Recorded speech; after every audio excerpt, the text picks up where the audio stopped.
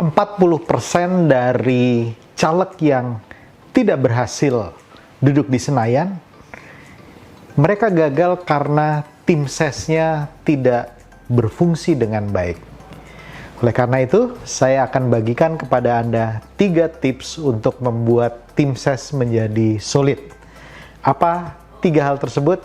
Mari kita bahas bersama. Hai Sobat Politician Academy, kembali lagi dengan Bunga Chandra, Coach dari Politician Academy. Kali ini saya akan membahas mengenai salah satu pilar yang sangat penting di dalam pemenangan seorang calon legislatif, yaitu tim ses. Kita tahu semua bahwa kita tidak mungkin bekerja sendiri, oleh sebab itu kita membutuhkan tim ses. Tetapi seringkali di dalam banyak pengalaman yang saya dengar dari caleg-caleg yang gagal, mereka mengatakan bahwa penyebab kegagalannya itu adalah tim sesnya sendiri. Jadi tim ses bukan memberikan kontribusi bagi keberhasilan, tetapi tim ses memberikan kontribusi bagi kegagalan. Sehingga tentu saja impian dari semua caleg adalah memiliki tim ses yang solid, yang bisa loyal kepada sang kandidat. Nah, kali ini saya akan membagikan 3 tips kepada teman-teman calon legislatif untuk membuat tim ses Anda menjadi solid. 3 hal ini adalah yang pertama, right man on the right place. Tentu saja ini adalah bagaimana kita menempatkan orang-orang yang tepat di dalam tim ses kita, di dalam penugasan yang kita berikan.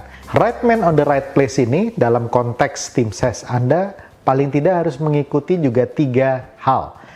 Anda menempatkan mereka, satu, berdasarkan skill mereka, apa yang mereka ahli, yang mereka kuasai, knowledge yang mereka miliki, dan apa yang baik mereka lakukan.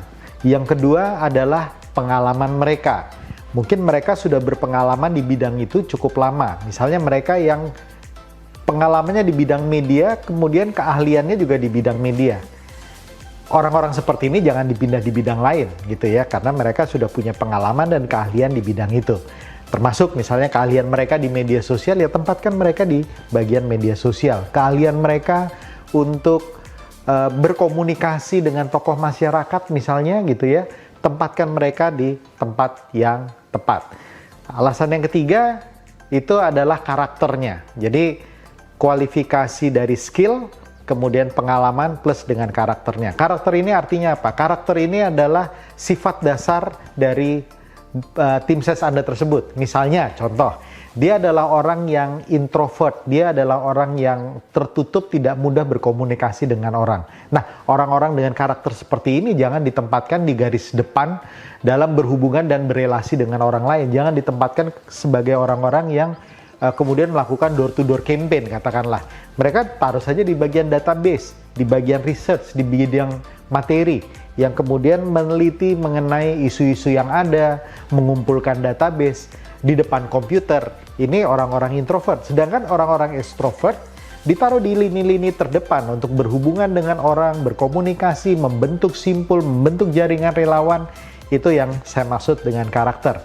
Karena kalau karakternya tidak tepat, mereka tidak akan betah berada di bidang tersebut. Jadi 3 tadi, jangan lupa memilih orang di tempat yang tepat berdasarkan skill, berdasarkan pengalaman, dan berdasarkan karakter mereka.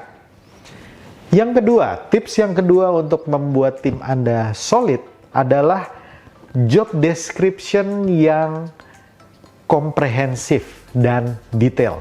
Ya, job description ini tentu saja nanti Anda mempunyai tim dengan berbagai tugas yang berbeda-beda. Nah, berbagai tugas yang berbeda-beda itu atau divisi yang ada di dalam tim Anda itu harus jelas tugasnya apa, wewenangnya apa, otoritasnya apa.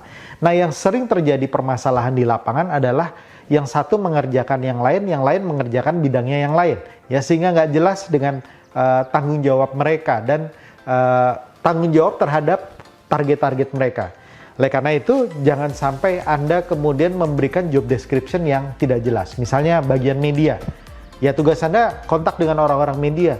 Nggak bisa seperti itu. Harus ada penugasan yang detail dan kemudian juga targetnya juga harus detail. Jadi sebagai contoh misalnya divisi media. Divisi media, media apa saja yang harus dikontak. Ya, misalnya dengan media online. Media online, berapa media online yang ditargetkan?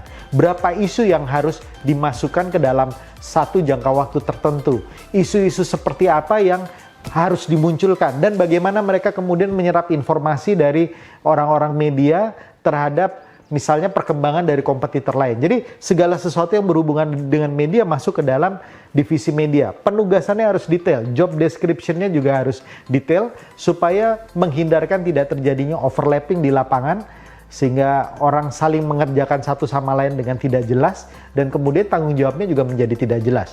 Ya, jadi selain job description, targetnya juga harus jelas. Yang ketiga, sistem rewards dan punishment yang tegas.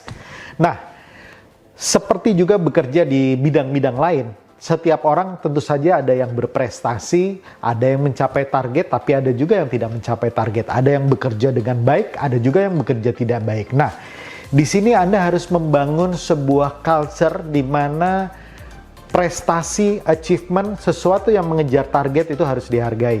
Ya, harus ada insentif tambahan dari mereka, dari seperti bukan yang Anda berikan di awal, tapi tambahan, sesuatu yang baru. Jadi rewards-nya harus diberikan. Misalnya contohnya dia bisa mengejar target, dia bisa bahkan melebihi targetnya. Berikan rewards kepada dia. Jadi ini juga bisa memberikan contoh kepada tim ses yang lain yang kemudian mau dekat dengan Anda dan kemudian mau dihargai juga. Kemudian dia akan melakukan hal-hal yang positif seperti mengejar target bahkan melebihi target. Nah, dengan seperti itu kompetisi di dalam tim untuk mengejar target bisa menjadi positif. Tetapi di lain pihak juga Anda perlu memberikan punishment yang jelas ya kepada mereka yang gagal. Ya, artinya tentu saja ada mekanismenya. Misalnya kayak Anda tanya, kenapa masalahnya Anda tidak mengejar target atau kenapa performance kerjanya menurun. Tanya langsung, kemudian dicek apa permasalahannya, cari solusi bersama, berikan solusinya. Nah, kalau sudah sampai kedua kali solusi diberikan tapi tidak jalan, nah Anda mesti memberikan punishment, ya.